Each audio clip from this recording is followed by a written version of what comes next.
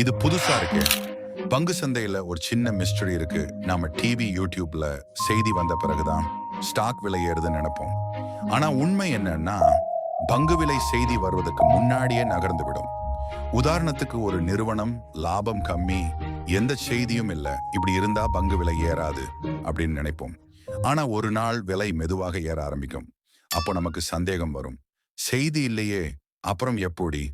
உண்மை என்னன்னா, அந்த நிறுவனத்துக்குள் ஒரு முக்கியமான ஒப்பந்தம் நடந்திருக்கும். அத உடனே அதிகாரப்பூர்வமாக அறிவிக்க முடியாது இல்லையா? ஆனா நிறுவன ஊழியர்கள், சப்ளையர்கள், லாயர்கள் மாதிரி வெளிப்புற ஆட்களுக்கு கொஞ்சம் தகவல் வெளியே வந்துடும். அது நமக்கு வராது. ஆனா பெரிய முதலீட்டாளர்களிடம் போய் சேரும். அவங்க அமைதியாக வாங்க ஆரம்பிப்பாங்க.